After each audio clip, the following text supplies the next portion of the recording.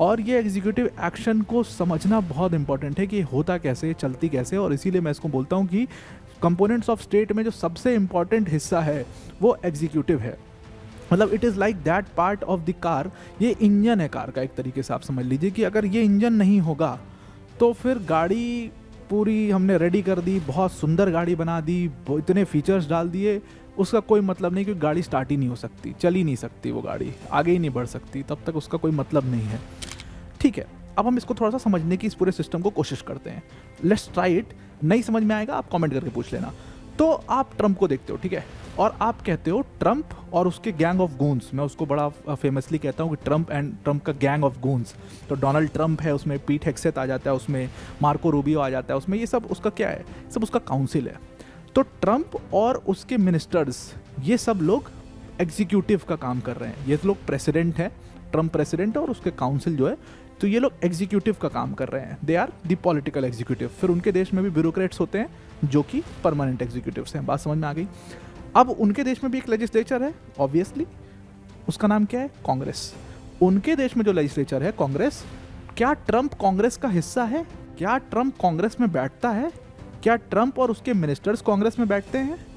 इसका जवाब आप दीजिए, पॉज करके सोचिए एक बार। क्या कभी आपने देखा है कोई तस्वीर आती हुई ट्रंप की कांग्रेस में बैठा है, स्पीच दे रहा है, कांग्रेस को एड्रेस कर रहा है? बाकी लोग अलग धड़े से आने वाले, तो डॉक्टर राजेंद्र प्रसाद जो है वो बिल्कुल उनसे इस सोच में बिल्कुल डिफरेंट थे। वो प्रेसिडेंट के लिए, अपने पद के लिए वो ज़्यादा ऑटोनॉमी डिमांड करते थे। ये शुरू से ही उनका था कि भाई जो आप इक्वेट करने की कोशिश कर रहे हो ना प्रेसिडेंट को, जो आप प्रेसिडेंट को ब्रिटेन के जो मोनार्क है उसकी तरह ट्रीट कर रहे हो, तो याद रखना वो हेरिडिटरी है ब्रिटेन का मोनार्क। भारत का जो प्रेसिडेंट है वो एक इलेक्टेड एंटिटी है, वो एक इलेक्टेड रिप्रेजेंटेटिव है। भले ही हम इनडायरेक्ट इलेक्ट हो रहे हैं, लेकिन हो तो हम इलेक्ट रहे हैं, तो आप उनको कैसे ब्रिटेन के मोनार्क की तरह सेम तराजू पर रख रहे हो? यहाँ पर ब्रिटेन के मोनार्क का वो एग्जाम्पल क्यों दे रहे हैं?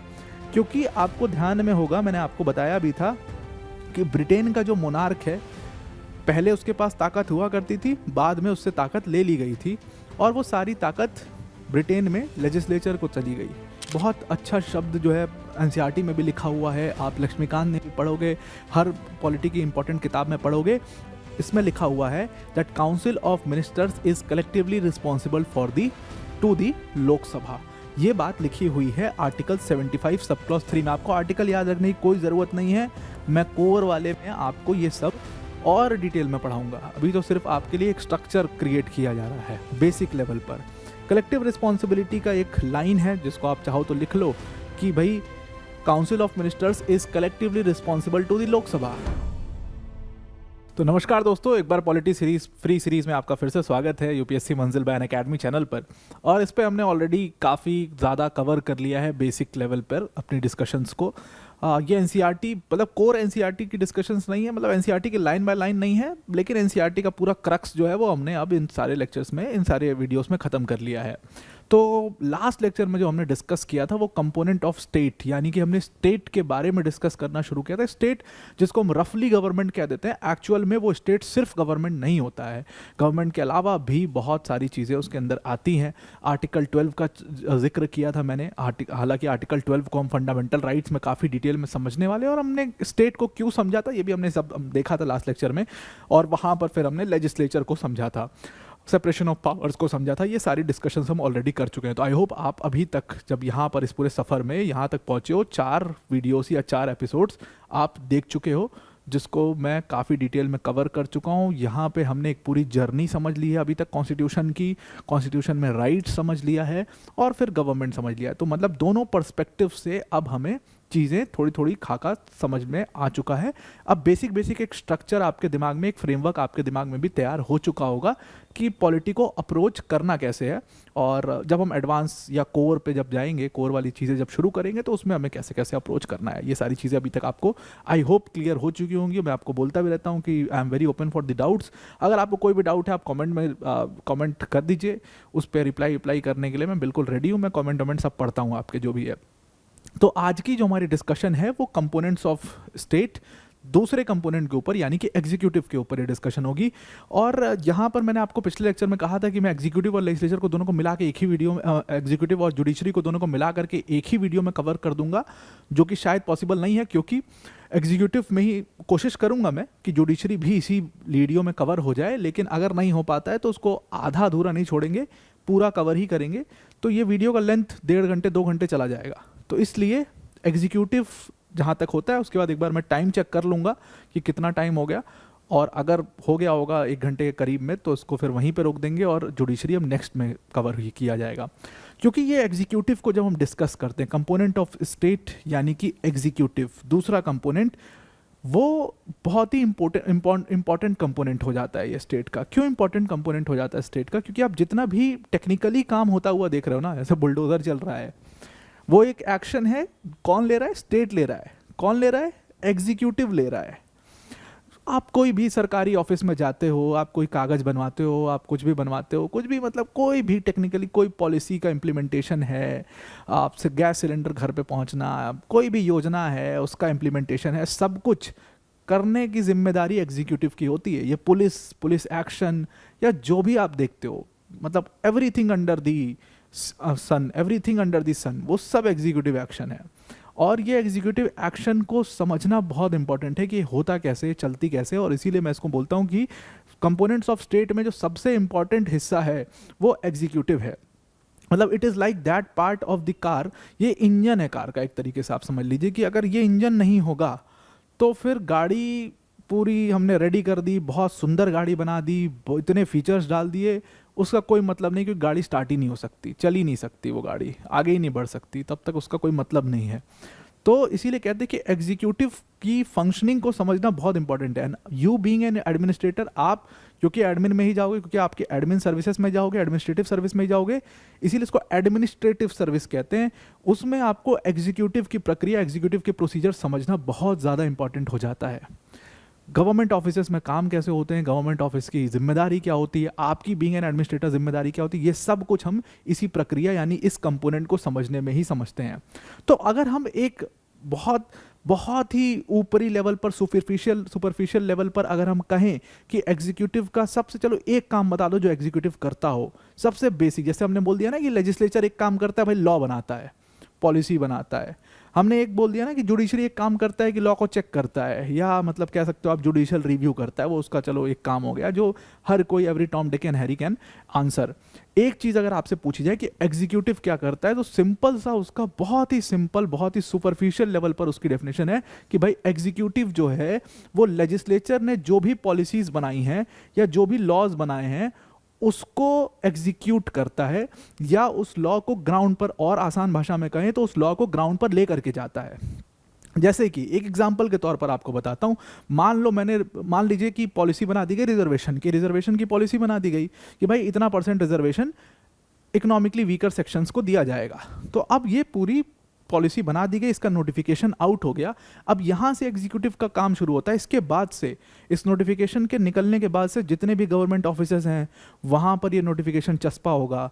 फिर वहाँ पर एग्जीक्यूटिव ऑफिस जो है वो जितनी भी पद की रिक्तियाँ निकालेगा, वो उसमें EWS को, कैटेगरी को ध्यान में रख करके उस पद की इतनी सीट्स इनकी हैं, इतनी सीट्स पर ये है।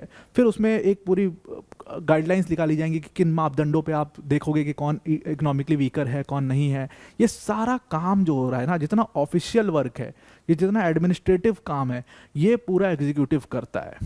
ये पूरा का पूरा कंप्लीट वर्क एग्जीक्यूटिव का होता है। आप कोई भी चीज़ ले लो, जैसे मान लीजिए फार्म लॉज आए थे, वैसे तो वापस ले लिए गए वो फार्म लॉज, क्योंकि ये सब चीज़ें न्यूज़ में रहती हैं, दिमाग में रहती है, तो इसलिए मैं बहुत बेसिक लेवल पर एग्जांपल आपको देता हूँ हमेशा। इसीलिए मैं ऐसी ऐसी चीज़ें यूज़ करता हूँ जिससे आपको क्लियर हो सके। तो जैसे फार्म लॉज आए थे, तो फार्म लॉज में आपने देखा कि लॉ लेजिस्लेचर ने पास कर दिया, लॉ पास हो गया, लेकिन वहाँ पे बात ख़त्म नहीं हो जाती, वहाँ से बात शुरू होती है। एक बार लॉ पास हुआ, उसके बाद अब एग्जीक्यूटिव उसको कैसे इम्प्लीमेंट करता है, वो सबसे बड़ी जिम्मेदारी होती है। जैसे एक और बड़ा एग्जांपल है सिटीजनशिप अमेंडमेंट एक्ट 2019।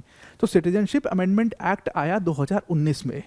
ये एक्ट अभी तक पूरी तरीके से लागू नहीं हुआ है। क्यों? क्योंकि एग्जीक्यूटिव उसको लागू कर नहीं पा रहा है, उसमें बहुत सारी टेक्निकलिटीज़ हैं, बहुत सारी प्रॉब्लम्स आ रही हैं। अब जैसे मान लीजिए मैंने सिटीजनशिप अमेंडमेंट एक्ट बना दिया, उसको लागू करने के लिए हमें रूल्स बनाने पड़ेंगे, और ये रूल्स कौन बनाता है? ये रूल्स बनाने का काम एग्जीक्यूटिव का है, जो कि एक और फंक्शन है एग्जीक्यूटिव का। ये रूल्स को फॉर्मुलेट करते हैं, ये उसको बनाते हैं रूल्स को, और फिर वो रूल्स के बेसिस पर वो पूरा एक्ट जो है उसको इम्प्लीमेंट किया जाता है। तो सिर्फ एक्ट बना देना is not the work done, work actually starts from there. और लेजिस्लेचर, इसीलिए कहते हैं कि लेजिस्लेचर और एग्जीक्यूटिव के फंक्शंस में बहुत ज़्यादा ओवरलैपिंग भी आपको देखने को मिलेगी, क्योंकि लेजिस्लेचर में भी काउंसिल बैठा हुआ है, ये काउंसिल यहाँ पर भी है, कैसे है वो हम समझेंगे थोड़ी देर में। तो अभी के लिए आप इतना मानिए कि जो भी अगर आपको एक लाइन में बताना हो कि एग्जीक्यूटिव, समझना हो कि एग्जीक्यूटिव क्या करता है, तो एक लाइन में अगर आपको समझना हो कि एक लाइन में कि एग्जीक्यूटिव क्या करता है, तो एक लाइन में एग्जीक्यूटिव ये करता है कि जो भी लेजिस्लेचर ने हमारे पॉलिसीज़ बनाई हुई है, जो भी लेजिस्लेचर ने हमारे लॉज बनाए हुए हैं, उसको एग्जीक्यूट यानी इम्प्लीमेंट करने का काम हमारे एग्जीक्यूटिव का है। और इस एग्जीक्यूटिव को अगर हम दो हिस्सों में डिवाइड करके पढ़ते हैं अपने इंडियन स्ट्रक्चर में, हम इसको दो हिस्सों में देखते हैं। एक को हम कह देते हैं पॉलिटिकल एग्जीक्यूटिव, और दूसरा जो है वो हमारा परमानेंट एग्जीक्यूटिव है। ये पूरा एक स्ट्रक्चर हमारा फॉर्म हो गया। तो एक पॉलिटिकल एग्जीक्यूटिव है और एक परमानेंट एग्जीक्यूटिव है। इसके लिए मैं आपको और थोड़ा सा और भी ज़्यादा डिटेल में इसको समझा देता हूँ, ये हमारे सिस्टम काम कैसे करता है। तो देखिए, ये सिस्टम काम कुछ इस प्रकार से करता है कि जैसे आपने देखा होगा ना कि हमारी गवर्नमेंट है, हम parliamentary form of government follow करते हैं, और बाकी लोग जो है वो presidential form of government follow करते हैं। तो इसको मैं दो हिस्सों में डिवाइड कर देता हूँ। अब जो हमारा पार्लियामेंट्री फॉर्म ऑफ गवर्नमेंट चलता है वो कुछ इस प्रकार से चलता है। तो मान लीजिए मैंने एक यहाँ पर एक सर्कल बना दिया, एक सर्कल मैं यहाँ पे बना रहा हूँ, और इसको मैं इस तरीके से ये सर्कल बना रहा हूँ, और फिर एक सर्कल इधर मैं बना दे रहा हूँ, ठीक है। अब एक और यहाँ पर इसको मैंने ए कह दिया, ये स्पेसिमेन ए है, और एक स्पेसिमेन बी बना देता हूँ। इसमें मैं इस तरीके से बनाता हूँ इसको, एक बड़ा सर्कल ये है, उसके बाद इसके अंदर एक छोटा सर्कल है, और फिर एक और दूसरा सर्कल है, और फिर तीसरा सर्कल है। अब अगर आप इन दोनों को थोड़ा देर वीडियो को पॉज करिए, मैं साइड हो जाता हूँ, थोड़ा देर वीडियो को पॉज करिए, ए और बी आपको कमेंट करके ये बताना है कि इन दोनों में से कौन सा प्रेसिडेंशियल फॉर्म ऑफ गवर्नमेंट है, गवर्नेंस है, और कौन सा पार्लियामेंट्री फॉर्म ऑफ गवर्नेंस है, और क्यों आपको ऐसा लगता है, ये आप उस कमेंट में ज़रूर से एक्सप्लेन करिएगा। तो खैर, आई होप आपने वीडियो को पॉज करके आंसर देने की कोशिश करी होगी। अब देखिए, ये जो सिस्टम आप देख रहे हो, ये इसको हम प्रेसिडेंशियल फॉर्म ऑफ सिस्टम कहते हैं। क्यों इसको हम प्रेसिडेंशियल फॉर्म ऑफ सिस्टम कह रहे हैं? बहुत सिंपल सा इसका लॉजिक है इसको प्रेसिडेंशियल फॉर्म कहने का। ये तीन क्या हैं? ये तीन सर्कल्स, तो आई होप आपको समझ में आ रहे होंगे। These are the three components जो मैंने आपको बताया था, सेपरेशन ऑफ पावर, उससे तीन कंपोनेंट्स बने स्टेट के, लेजिस्लेचर, एग्जीक्यूटिव एंड जुडिशरी। तो ये तीन कंपोनेंट्स हैं, लेजिस्लेचर, एग्जीक्यूटिव एंड जुडिशरी। तो ये लेजिस्लेचर है आपका, ये एग्जीक्यूटिव है। एग्जीक्यूटिव में दो गोले क्यों बने हुए हैं? क्योंकि मैंने आपको बताया एग्जीक्यूटिव को आप दो हिस्सों में डिवाइड करके हमेशा हर सिस्टम में देखते हो।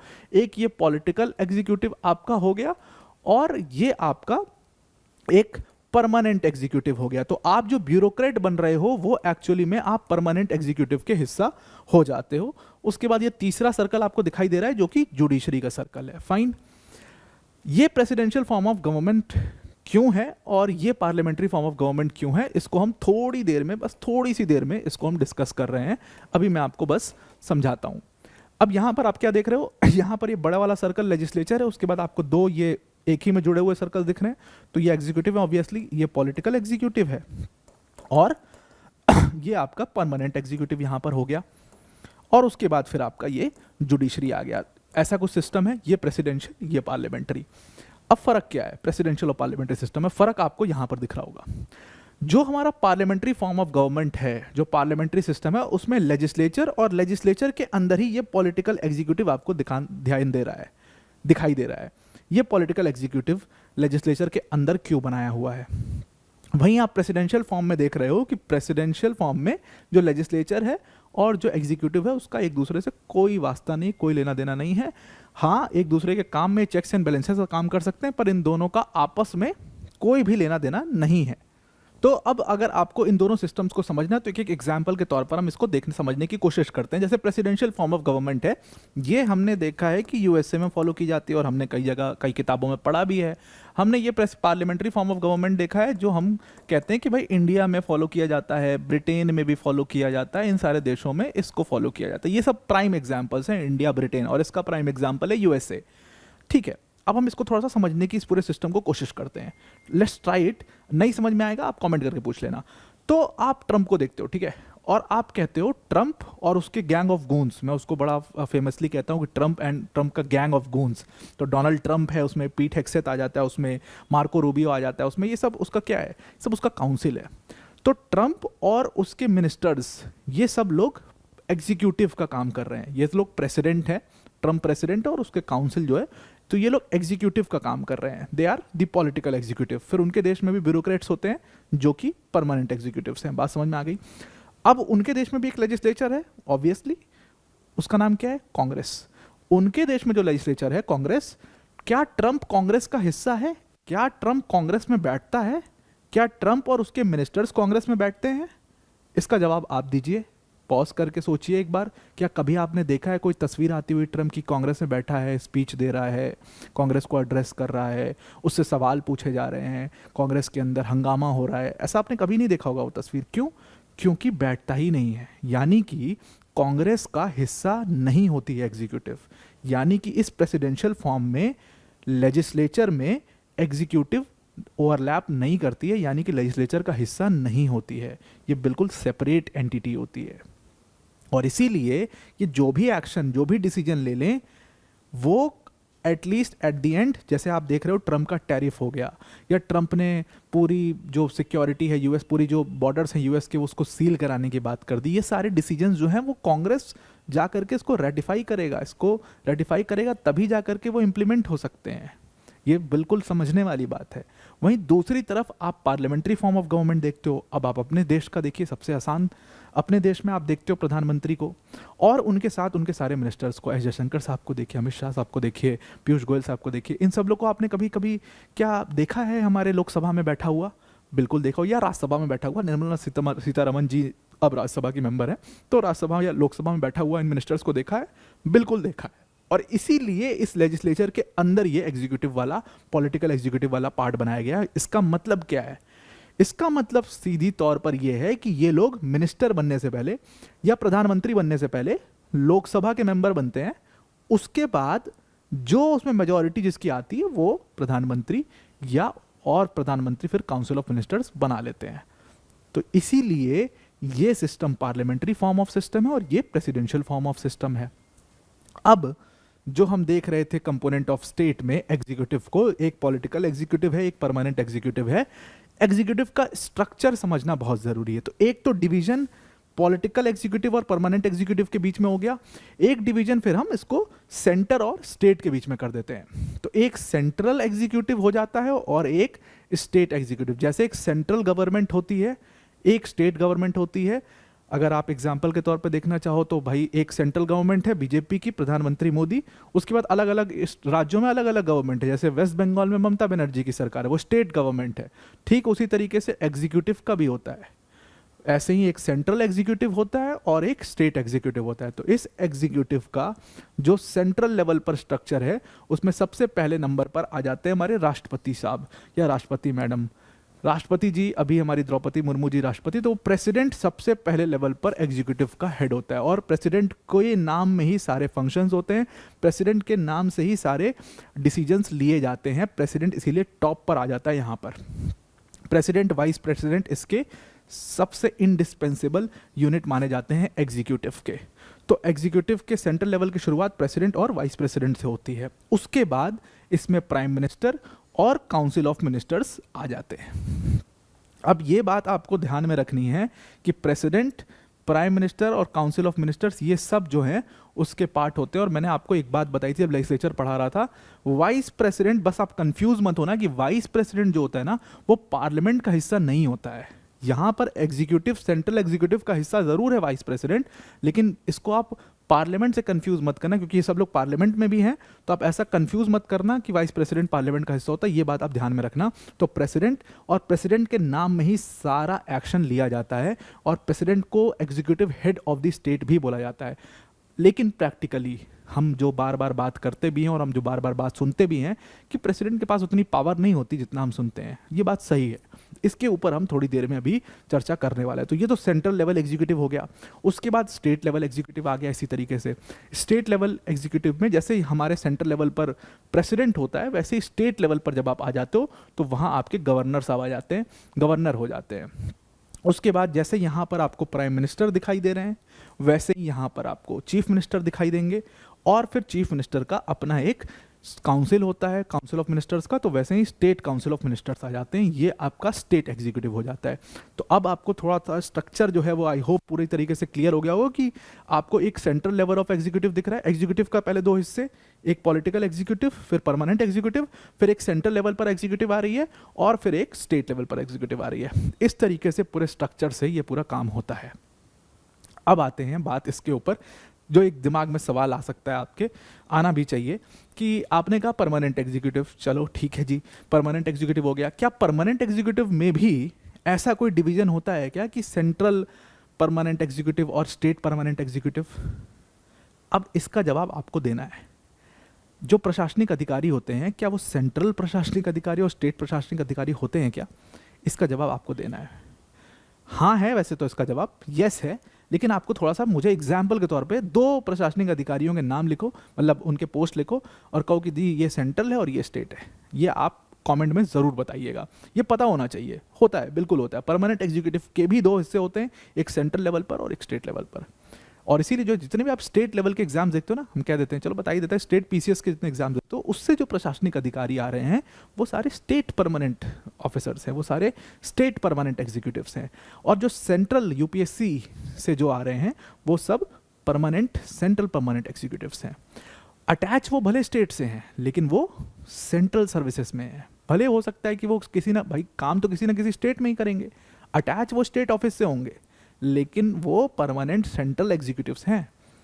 तो ये एक बहुत बड़ा फ़र्क है। जो स्ट्रक्चर जो है वो हम पूरे पॉलिटी पढ़ जाते हैं, हम पूरा लक्ष्मीकांत पढ़ जाते हैं, और हमें ये स्ट्रक्चर क्योंकि समझ में नहीं आ पाता, तो इसलिए हम कभी काउंसिल ऑफ मिनिस्टर्स की इंपॉर्टेंस, उनके फंक्शंस की इंपॉर्टेंट, प्राइम मिनिस्टर्स के फंक्शन की इंपॉर्टेंस, प्रेसिडेंट का, इनके बीच का अंतर, ये हम पावर समझ ही नहीं पाते कभी। इसीलिए स्ट्रक्चर अगर आप समझ जाते हो, पावर समझना बहुत बच्चों का खेल है, बहुत आराम से समझ में आ जाएगा। तो ये फिलहाल आपका स्ट्रक्चर हो गया, और ये हमारे फॉर्म ऑफ गवर्नेंस हो गई। इस फॉर्म ऑफ गवर्नेंस की वजह से ही अब अगली बार अगर आपको कोई कंफ्यूज करने की कोशिश करे तो उसको ऐसा गोला गोला बना के बता देना, इस फॉर्म ऑफ गवर्नेंस की वजह से ही हम ये स्ट्रक्चर फॉलो करते हैं, ये स्ट्रक्चर इसीलिए हमारे पास।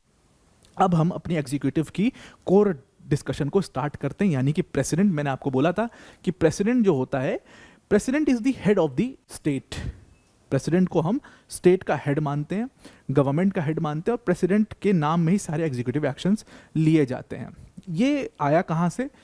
एक्चुअल में फ्रेंच रिवॉल्यूशन के बाद, आपको मैंने कई बार बता चुका हूँ कि फ्रेंच रिवॉल्यूशन के बाद रिपब्लिक सिस्टम का जन्म हुआ। वहाँ से एक रिपब्लिकन सिस्टम आया। रिपब्लिकन सिस्टम आने का मतलब क्या था कि जो भी हेड ऑफ द स्टेट होगा वो एक इलेक्टेड पर्सन होगा, head of the state hereditary नहीं होगा। अब तो सवाल पूछा जाए, क्या ब्रिटेन एक रिपब्लिक है? क्या ब्रिटेन एक रिपब्लिक है? बिल्कुल नहीं है। क्यों? क्योंकि वहाँ पर जो हेड ऑफ द स्टेट है वो इलेक्टेड नहीं है। मतलब हेड ऑफ द स्टेट कौन है? क्राउन। क्राउन हेरिडिटरी है। क्या यूएस एक रिपब्लिक है? बिल्कुल है। क्यों? क्योंकि वहाँ पर जो हेड ऑफ द स्टेट हैं, यानी कि डोनाल्ड ट्रंप है, वो एक elected head of the state हैं। वैसे ही बात करते हैं इंडिया की, क्या इंडिया एक रिपब्लिक है?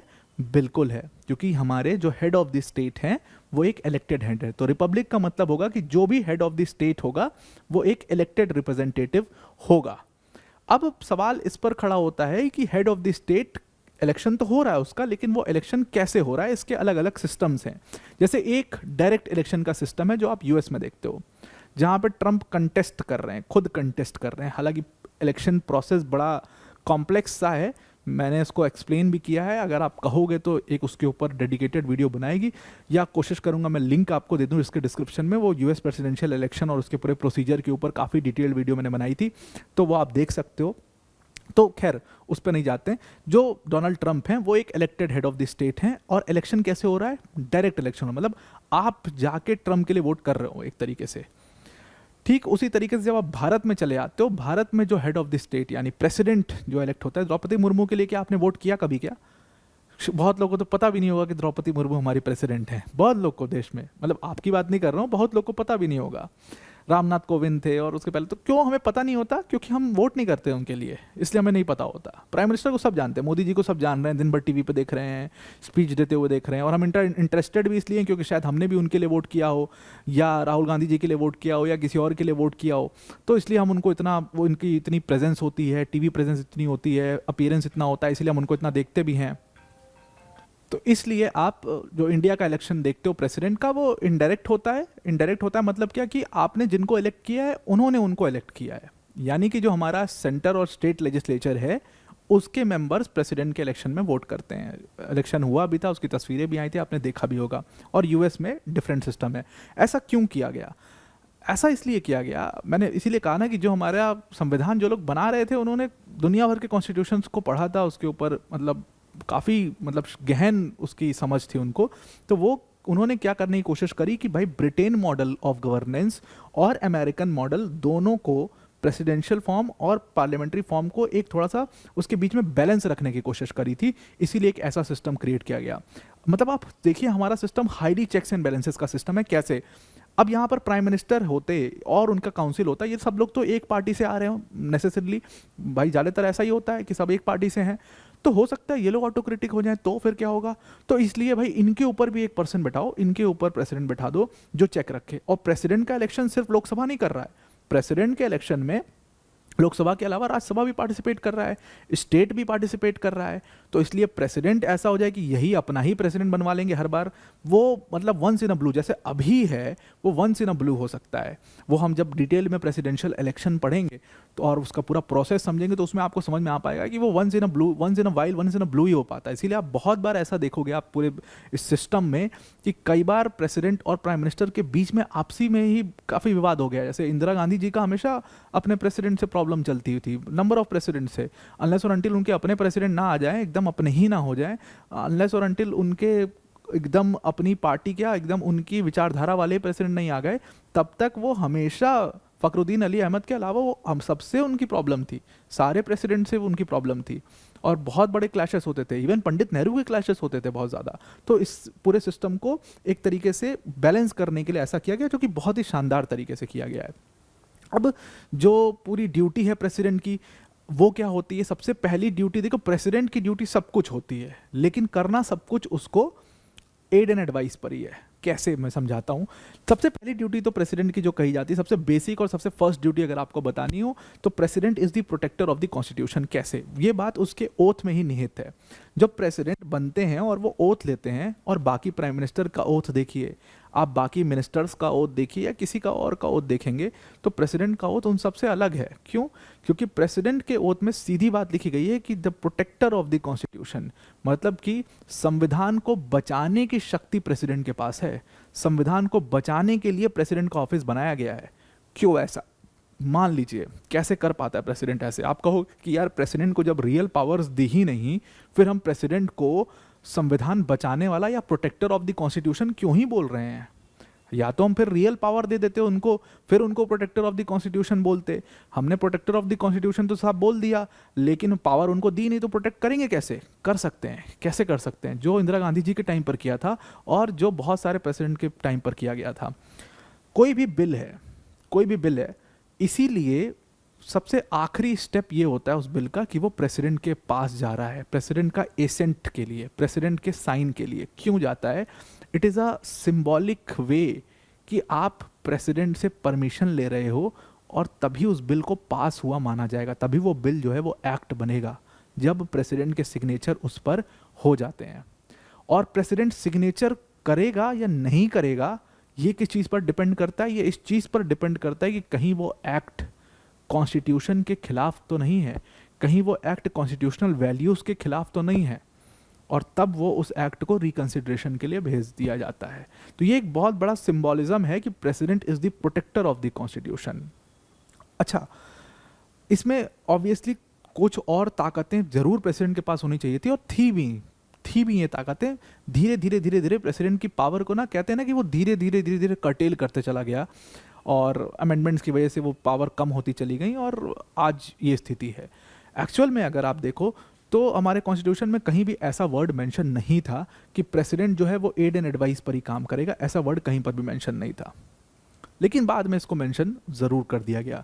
तो जब भी कोई बिल या एक्ट जाता है प्रेसिडेंट के पास, वो उसको रिकंसिडरेशन के लिए भेज सकता है। लेकिन फिर आपको पता ही है कि रिकंसिडरेशन के लिए मान लीजिए भेज दिया प्रेसिडेंट ने, अगर मान लीजिए कोई बिल है उसको रिकंसिडरेशन के लिए प्रेसिडेंट ने भेज दिया, और हमारे पार्लियामेंट ने बिना कोई चेंज किए उसको वापस भेज दिया प्रेसिडेंट को, कुछ दिन अपने पास रखा और वापस प्रेसिडेंट को भेज दिया, तो वो उनको पास करना पड़ेगा, इसके अलावा उनके पास कोई ऑप्शन नहीं है। तो इसीलिए कहते हैं कि प्रेसिडेंट के पास रियल पावर्स नहीं है। खैर, इसके अलावा अगर आप देखो तो प्रेसिडेंट की ड्यूटी क्या है कि जैसे प्रेसिडेंट है, जैसे ही इलेक्शन हो जाते हैं उनका काम है कि भाई प्राइम मिनिस्टर करो, अपॉइंटमेंट करो प्राइम मिनिस्टर का, और उसके अलावा प्राइम मिनिस्टर जिनको बोले, प्राइम मिनिस्टर एक प्रिफर्ड लिस्ट देता है अपने कैंडिडेट्स की, वो उनको काउंसिल ऑफ मिनिस्टर्स बनाए, ये काम है प्रेसिडेंट का। इसके अलावा एसेंट वाला मैंने बता ही दिया, they can assent, give assent, they can reject और they can resend the bill for reconsideration.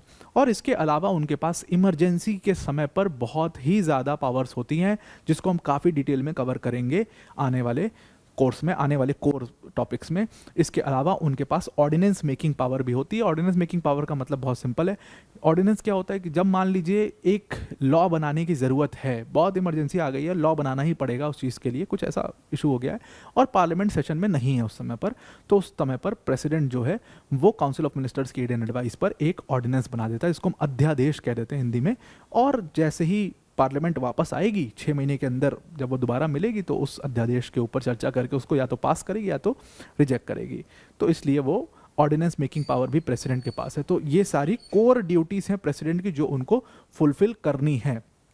अब इन सारी ड्यूटीज़ की वजह से आप देखो कई बार क्या होता है कि प्रेसिडेंट और प्राइम मिनिस्टर या प्रेसिडेंट का अपनी गवर्नमेंट से कई बार क्लैशेस भी हुए। जैसे डॉक्टर राजेंद्र प्रसाद, उसमें सबसे पहले नाम डॉक्टर राजेंद्र प्रसाद का लिया जाता है।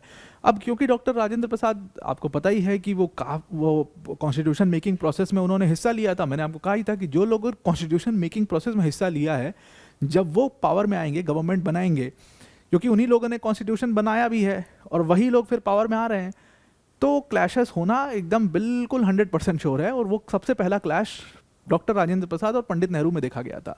पंडित नेहरू क्योंकि खुद में ही बहुत बड़ी एक मैग्नानिमस फिगर थे, बहुत शक्तिशाली थे, हर जगह पे मेजॉरिटी, इधर पूरी अपर हाउस, लोअर हाउस, पूरी कंप्लीट मेजॉरिटी थी उनके पास, तो वो क्यों डरे भाई किसी से। और फिर एक तो भाई उनको लगता था कि संविधान की समझ उनको सबसे ज़्यादा है, फॉरेन अफेयर्स की समझ उनको सबसे ज़्यादा है। Doctor Rajendra Prasad on the other hand, और पंडित नेहरू सोशलिस्ट व्यक्ति, बाकी लोग अलग धड़े से आने वाले, तो डॉक्टर राजेंद्र प्रसाद जो है वो बिल्कुल उनसे इस सोच में बिल्कुल डिफरेंट थे। वो प्रेसिडेंट के लिए, अपने पद के लिए वो ज़्यादा ऑटोनॉमी डिमांड करते थे। ये शुरू से ही उनका था कि भाई जो आप इक्वेट करने की कोशिश कर रहे हो ना प्रेसिडेंट को, जो आप प्रेसिडेंट को ब्रिटेन के जो मोनार्क है उसकी तरह ट्रीट कर रहे हो, तो याद रखना वो हेरिडिटरी है ब्रिटेन का मोनार्क। भारत का जो प्रेसिडेंट है वो एक इलेक्टेड एंटिटी है, वो एक इलेक्टेड रिप्रेजेंटेटिव है। भले ही हम इनडायरेक्ट इलेक्ट हो रहे हैं, लेकिन हो तो हम इलेक्ट रहे हैं, तो आप उनको कैसे ब्रिटेन के मोनार्क की तरह सेम तराजू पे रख रहे हो। यहाँ पर ब्रिटेन के मोनार्क का वो एग्जाम्पल क्यों दे रहे हैं, क्योंकि आपको ध्यान में होगा, मैंने आपको बताया भी था कि ब्रिटेन का जो मोनार्क है, पहले उसके पास ताकत हुआ करती थी, बाद में उससे ताकत ले ली गई थी, और वो सारी ताकत ब्रिटेन में लेजिस्लेचर को चली गई। इसीलिए वो लोग लेजिस्लेटिव सुप्रीमेसी का फॉलो करते हैं, पार्लियामेंट्री सुप्रीमेसी कहते हैं उसको, वो नियम फॉलो करते हैं, पार्लियामेंट्री सोवरेनिटी या सुप्रीमेसी। तो वहाँ पर अब मोनार्क जो है ब्रिटेन का, उसके पास वो सिर्फ एक रबर स्टैम्प अथॉरिटी है, उनके पास कहने के लिए कोई पावर नहीं है, कोई भी पावर नहीं है, टेक्निकली कोई भी उनके पास ताकत नहीं है। तो वही भारत में भी हाल हो गया। तो डॉक्टर राजेंद्र प्रसाद बड़े खफा थे उससे कि भाई आप कैसे उसको बैलेंस कर सकते हो, हम उनसे ज़्यादा पावरफुल हैं, क्यों, हमें उनसे ज़्यादा पावरफुल क्यों होना चाहिए, क्योंकि हम भी इलेक्टेड हैं, हम मोनार्क थोड़ी हैं ब्रिटेन के, हम इलेक्टेड हैं, और यही रिपब्लिक का देश होने का एक पूरा एग्जाम्पल है, उसको बिगाड़ना नहीं चाहिए। डॉक्टर राजेंद्र प्रसाद ने इस चीज़ को प्रूव भी किया था। उन्होंने कहा था जो कॉन्स्टिट्यूशन मेकर्स थे वो भी यही चाहते थे, डॉक्टर अंबेडकर और ये पूरा ड्राफ्टिंग कमेटी, आप एम.एन. रॉय साहब, सब लोग ये चाहते थे।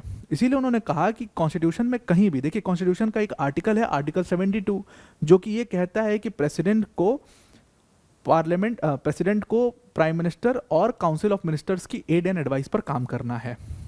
आई होप आपके लिए ज़्यादा कॉम्प्लेक्स नहीं हो रहा है। मैं एक बार फिर से आपको स्ट्रक्चर पे लेके आ जाता हूँ। इसीलिए जैसे स्ट्रक्चर है ना कि इसमें एक प्रेसिडेंट है, एक प्राइम मिनिस्टर है, काउंसिल है। भाई सारा काम तो प्राइम मिनिस्टर मोदी जी हैं, ठीक है, और आपके अमित शाह जी हो गए, आपके पीयूष गोयल हो गए, ये सब लोग सारे इंपॉर्टेंट लोग हैं, तो सारा काम तो टेक्निकली यही लोग कर रहे हैं, लेकिन इनको इनके साथ मिल करके करना है, ये भी ध्यान रखना है। अब इनके और इनके बीच में क्लैश हो गया है, प्रेसिडेंट और प्राइम मिनिस्टर और काउंसिल ऑफ मिनिस्टर्स के बीच में क्लैश हो गया है। जैसे ही क्लैश होता है सीधा सबको याद आ जाता है आर्टिकल 72 ऑफ द कॉन्स्टिट्यूशन।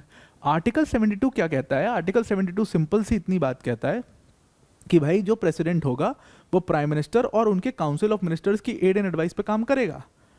ठीक है जी, मान लिया। राजेंद्र प्रसाद साहब ने कहा कि भाई जो ये आर्टिकल 72 है ना, इसमें कहीं भी बाइंड शब्द का इस्तेमाल नहीं है। बाइंड शब्द का इस्तेमाल ना होने का मतलब क्या है कि आप मुझे एड और एडवाइस दे रहे हो तो ये मेरी मर्जी है कि मैं उसको मानूं या ना मानूं। इसका मतलब ऑटोनॉमी से है कि जो मैं चाह रहा हूं वो मैं कर सकता हूं। बिल्कुल ऐसा भी हो सकता है कि मैं आपकी बात ना मानूं, और यही वो प्रूव भी हो गया। कई बार तो पंडित नेहरू को पीछे भी हटना पड़ा कई डिसीजंस में।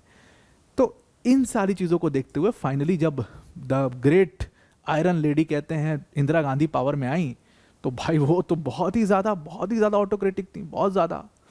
कहते हैं कि वो तो किसी की बात नहीं सुनती थी और सारी इंपॉर्टेंट मिनिस्ट्रीज वो अपने पास रखती थी, सारी मैक्सिमम इंपॉर्टेंट मिनिस्ट्रीज वो अपने पास रख लेती थी। तो वो भला कैसे प्रेसिडेंट की बात मान जाए? उनके तो ज्ञानी जैल सिंह से लड़ाई के बहुत किस्से हैं, नीलम संजीवा रेड्डी से बहुत किस्से हैं।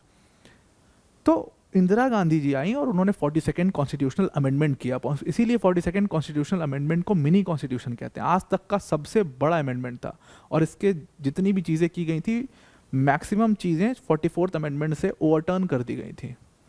ये चीज़ को ओवरटर्न नहीं किया। तो 42nd कॉन्स्टिट्यूशनल अमेंडमेंट लेकर आती हैं इंदिरा गांधी जी, और उससे इन्होंने क्या किया कि इसकी वर्डिंग्स में चेंज कर दिया आर्टिकल 72 की, और सीधा सीधा मतलब उसका ये मतलब कर दिया कि भाई जो प्रेसिडेंट है अब ही president is bound by the aid and advice of the council of ministers. इसका मतलब क्या हुआ कि अब एड एंड एडवाइस जो भी एडवाइस देंगे काउंसिल ऑफ मिनिस्टर्स वो प्रेसिडेंट को मानना ही पड़ेगा, उनके पास और कोई ऑप्शन नहीं है, वो उसको मना नहीं कर सकते साहब। ये बात इन्होंने लिखवा दी। अब आप चला के देखिए 42nd कॉन्स्टिट्यूशनल अमेंडमेंट में जितनी भी चीज़ें की गई थी मैक्सिमम चीज़ों को 44th अमेंडमेंट, क्योंकि सरकार चेंज हो गई थी तो 44th अमेंडमेंट करके वापस ले लिया गया। लेकिन दूसरी वाली सरकार, जनता पार्टी की सरकार ने भी इस चीज़ को वापस क्यों नहीं लिया? भाई कोई भी सरकार, कोई भी पीएम और उसके काउंसिल ऑफ मिनिस्टर्स ये नहीं चाहेंगे कि उनकी शक्ति कम हो, तो इन्होंने बाकी सब वापस लिया, इसको वापस नहीं लिया, इसको एज इट इज़ रहने दिया। इसीलिए आप देखते हो कि आज प्रेसिडेंट को काउंसिल के और प्राइम मिनिस्टर के एड एंड एडवाइस पर ही काम करना पड़ता है। Same goes with the governor as well. इसीलिए हम देखते हैं बड़े बड़े केसेस में बहुत सारे प्रेसिडेंट्स जो हैं दे एट द एंड उनको क्या करना है, वो रिज़ाइन कर देते हैं, उनके पास और कोई ऑप्शन नहीं होता। जहाँ पर एकदम क्लैश आ गया है तो रिज़ाइन कर देते हैं। बहुत सारे गवर्नर्स के केस में आपने ऐसा देखा, एकदम क्लैश की सिचुएशन आ गई है, रिज़ाइन कर देते हैं। तो यही हो सकता है। अब मेन हिस्सा the hero of the whole structure यानी कि प्राइम मिनिस्टर के ऊपर डिस्कशन करनी। और ये प्राइम मिनिस्टर का पद ऐसा है जिसके बारे में सबसे कम लिखा गया है, जो कि सबसे इंपॉर्टेंट पद है लेकिन सबसे कम लिखा गया कॉन्स्टिट्यूशन में आपके इसके ऊपर। बहुत सारे आर्टिकल आपको काउंसिल ऑफ मिनिस्टर्स में मिल जाएंगे, प्रेसिडेंट में मिल जाएंगे, वाइस प्रेसिडेंट में आपने सुना भी होगा। प्राइम मिनिस्टर का जिक्र बहुत कम सुनोगे आप कॉन्स्टिट्यूशन के अंदर। इसीलिए political it has a more of a political status rather than the constitutional status. लेकिन फिर भी आपके लिए इस मॉडल को समझना बहुत इंपॉर्टेंट है जो मॉडल हम फॉलो कर रहे हैं। तो प्राइम मिनिस्टर क्या है? Clearly prime minister is the head of the government. कैसे है हेड ऑफ द गवर्नमेंट, उसको थोड़ा सा समझते हैं। ये हमने ब्रिटिश मॉडल इसमें पूरा अपनाया हुआ है। ब्रिटिश मॉडल में क्या है कि जो हेड ऑफ द गवर्नमेंट होगा हमारे देश का, जो हमारी गवर्नमेंट का जो हेड होगा वो काउंसिल ऑफ मिनिस्टर्स के लिए रिस्पॉन्सिबल होगा। ये लोग एक साथ मिल करके रिस्पॉन्सिबल होंगे। यानी कि जैसे प्राइम मिनिस्टर हुए, प्रधानमंत्री प्राइम मिनिस्टर बने, प्रधानमंत्री ने एक अपनी लिस्ट बनाई कि भाई मैं निर्मला सीतारमन जी को फाइनेंस दे रहा हूँ, इनको ये दे रहा हूँ, जयशंकर साहब को ये दे देता हूँ, पीयूष गोयल साहब को ये बना देता हूँ, बाकी शिवराज सिंह चौहान जी को एग्रीकल्चर देता हूँ, इनको ये देता हूँ। इन्होंने डिसाइड कर लिया, ये उनकी लिस्ट बन गई। अब ये लिस्ट जो है, इस लिस्ट को वो प्रेसिडेंट को दे देते हैं, प्रेसिडेंट फिर अनाउंस करते हैं, सबको वो दिलवा देते हैं, सब लोग बन जाते हैं मिनिस्टर्स। अब ये जितने भी मिनिस्टर हैं, जब हम इनसे सवाल पूछते हैं, जब कोई भी गड़बड़ी होती है, तो आप सोचो ना कि प्रधानमंत्री से सवाल क्यों पूछा जा रहा है? इसीलिए because ultimately head of the government is the prime minister. Ultimately जो हेड है गवर्नमेंट का वो प्राइम मिनिस्टर है साहब। तो ये जितने भी लोग हैं, ये काउंसिल है जो पूरा, इसीलिए कहते हैं कि सब प्राइम मिनिस्टर जो है वही इसके लिए पूरी रिस्पॉन्सिबल हैं, इनके पूरे काउंसिल के लिए वो रिस्पॉन्सिबल हैं। जैसे आप मान लीजिए, इसको इस तौर पर लीजिए कि मान लीजिए कोई फॉरेन अफेयर्स मिनिस्ट्री में कोई बड़ी गड़बड़ हो जाती है, हमें कुछ पता लगता है कि ये गड़बड़ हो गया, इससे रिलेशन ख़राब हो गए, तो आप देखो कि जनरली क्या होता है, लोग प्रधानमंत्री से ही सवाल पूछ रहे हैं। प्रधानमंत्री ऐसा नहीं कह सकते उसमें कि भाई आप जयशंकर साहब से जाके पूछ लीजिए, मुझे इसके बारे में आइडिया नहीं है। या फिनेंस का कुछ है तो यूँ नहीं कह सकते कि आप निर्मला सीतारमण जी से जाके पूछ लीजिए, मुझे बहुत अंदाज़ा नहीं है, मुझे नहीं पता इसके बारे में क्या है क्या नहीं है। ऐसा वो बिल्कुल भी नहीं कर सकते, because he knows that he is responsible for the government. और इसीलिए ब्रिटिश मॉडल हमने फॉलो किया। आपको एग्जाम्पल के तौर पर दिखाता हूँ, ब्रिटेन में विंस्टन चर्चिल की सरकार थी, सेकेंड वर्ल्ड वॉर चल रहा था। चर्चिल बिल्कुल 20 में आते, जिस दिन मतलब चर्चिल बने थे, प्राइम मिनिस्टर बने थे, उसी दिन जर्मनी ने अटैक किया था।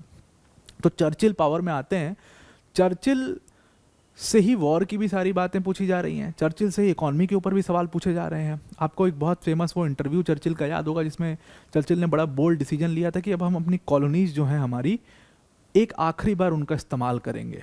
उन्होंने एकदम कहा था इस बात को कि एक आखिरी बार हम उनका इस्तेमाल करेंगे, हम इनको अपने इनकी आर्मीज़ को अपने लिए लड़ाई वर्ल्ड वॉर 2 में अपने साथ देने के लिए कहेंगे। और वही इसीलिए आप देखते हो कि भारत में मतलब उस समय पर महात्मा गांधी हुआ करते थे और सब लोग उसके लिए रेडी हुए थे। तो चर्चिल ने डिसीजन लिया था। अब किसके बेस पर, किसके बिहाफ पर? काउंसिल के बिहाफ पर। इसीलिए जो हेड ऑफ द गवर्नमेंट है, जो पीएम है और उनका काउंसिल है, ये लोग रिस्पॉन्सिबल हैं उसके लिए। अब जितना भी काम हो रहा है, मैंने आपको कहा था पहले भी कि जितना भी गवर्नमेंट का एक्शन है वो सारा एक्शन प्रेसिडेंट के नाम पे लिया जाता है। लेकिन बस ये प्रेसिडेंट का नाम ही है, बस नाम महज है। बस एक कहते हैं ना कि लिखने के लिए नाम लिखा हुआ है, बस काम सारे उनके हैं, काम सारे इनके हैं, बस प्रेसिडेंट का इसमें नाम लिखा हुआ है। अब क्या होता है कि जो प्राइम मिनिस्टर होता है, ध्यान रखिएगा, प्राइम मिनिस्टर के बगैर काउंसिल ऑफ मिनिस्टर्स कभी हो ही नहीं सकते। They can not be there without a PM. तो काउंसिल ऑफ मिनिस्टर्स बनने के लिए पीएम बनना सबसे ज़रूरी है। इसीलिए पीएम पहली पोस्ट होती है और इसीलिए पीएम को कहते भी हैं, उनको रेफर करते हैं इस चीज़। पीएम के लिए ये रेफरेंस, एज अ रेफरेंस ये यूज़ किया जाता है that he is the first among the equals. सब इक्वल है लेकिन PM is the first among the equals, क्योंकि उनका अपॉइंटमेंट पहले होता है, फिर काउंसिल ऑफ मिनिस्टर्स आते हैं। अब ये वाइसी वर्सा नहीं चल सकता। काउंसिल ऑफ मिनिस्टर्स ऐसा नहीं हो सकता कि पहले आ जाएं और पीएम बाद में आए।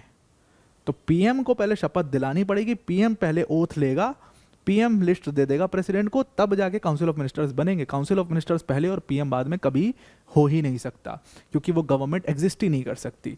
तो गवर्नमेंट एग्जिस्ट करने के लिए क्या चाहिए? सबसे पहले तो आपको हेड चाहिए उस गवर्नमेंट का, और उसके बाद फिर उसके सबॉर्डिनेट्स नहीं कहेंगे, उसके बाद उनके मिनिस्टर्स वहाँ पर आते हैं। और इसी सिस्टम को हम कलेक्टिव रिस्पॉन्सिबिलिटी का सिस्टम कहते हैं। आपने एक बहुत अच्छा शब्द जो है एनसीईआरटी में भी लिखा हुआ है, आप लक्ष्मीकांत ने भी पढ़ोगे, हर पॉलिटी की इंपॉर्टेंट किताब में पढ़ोगे, इसमें लिखा हुआ है that council of ministers is collectively responsible for the to the Lok Sabha. ये बात लिखी हुई है आर्टिकल 75 सब क्लॉज 3 में। आपको आर्टिकल याद रखने की कोई ज़रूरत नहीं है, मैं कोर वाले में आपको ये सब और डिटेल में पढ़ाऊंगा। अभी तो सिर्फ आपके लिए एक स्ट्रक्चर क्रिएट किया जा रहा है बेसिक लेवल पर। कलेक्टिव रिस्पॉन्सिबिलिटी का एक लाइन है जिसको आप चाहो तो लिख लो कि भाई council of ministers is collectively responsible to the Lok Sabha. मतलब जो काउंसिल ऑफ मिनिस्टर्स हैं वो लोकसभा के लिए कलेक्टिवली रिस्पॉन्सिबल हैं। मैं आपको ऑलरेडी समझा चुका हूँ ना, यहाँ पर एक सिस्टम दिखा चुका हूँ। क्यों रिस्पॉन्सिबल? क्योंकि वो बैठे हुए लोकसभा में, क्योंकि वो लोकसभा का हिस्सा हैं, इसीलिए उनको जवाबदेही है वहाँ पर, इसलिए वो बताएंगे। तो इसीलिए काउंसिल ऑफ मिनिस्टर्स जो होते हैं, जो एग्जीक्यूटिव का हिस्सा है, they are responsible to the Lok Sabha. और इसीलिए कहते हैं कि मान लीजिए किसी एक भी मिनिस्टर के खिलाफ अगर नो कॉन्फिडेंस मोशन आता है, पूरी काउंसिल को रिजाइन करना होगा। अगर वो सिद्ध हो गया तो पूरी काउंसिल को रिजाइन करना पड़ता है।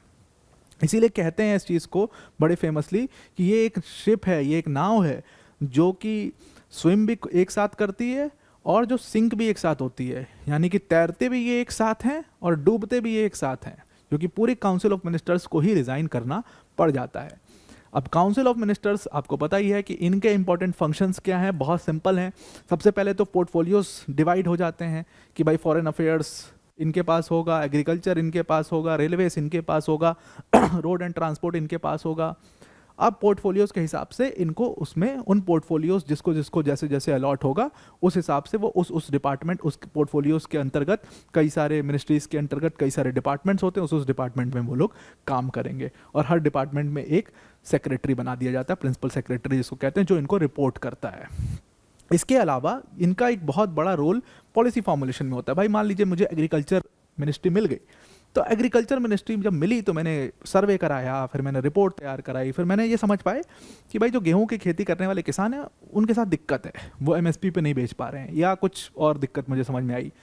तो एज अ मिनिस्टर मैं आऊँगा, और मैं अपनी एक मीटिंग बुलाऊंगा अपने ब्यूरोक्रेट्स के साथ में, और मैं उनके कहूँगा यार कुछ ऐसा पॉलिसी बनाओ जिससे हम इनकी मदद कर पाएँ। वो पॉलिसी फॉर्मुलेट होगी, फिर वो पॉलिसी गवर्नमेंट के पास जाएगी, मतलब वो पॉलिसी फिर प्रधानमंत्री के साथ मीटिंग होगी, फिर उनको सजेस्ट की जाएगी ऐसा हम कर सकते हैं और इससे ये फ़ायदा होगा, इससे इतने लोग का बुरा होगा, इतने लोग का भला होगा, ये इतने सारे बेनिफिशियरीज़ हैं। तो फिर प्रधानमंत्री कहेंगे हाँ इसको हमें इम्प्लीमेंट करना चाहिए, फिर इसको फॉर्मुलेशन के बाद उसके ऊपर चर्चा होगी, उसके ऑब्जेक्टिव्स क्लियर होंगे, नोटिफिकेशन आएगा और फिर वो पूरा अप्लाई की जाएगी। तो इस तरीके से मिनिस्ट्रीज़ का बहुत बड़ा रोल पॉलिसी फॉर्मुलेशन में भी होता है। तो ये पूरी एग्जीक्यूटिव की चर्चा थी, और आई थिंक टाइम थोड़ा सा हो गया, इसको काफ़ी लंबी चर्चा हो गई इसकी। तो नेक्स्ट वीडियो में हम जुडिशरी कवर करेंगे। आई होप आपको एग्जीक्यूटिव पूरा अच्छी तरीके से एक स्ट्रक्चर आपके दिमाग में क्रिएट हो गया होगा। आज के लिए इतना ही। Thank you and have a nice day.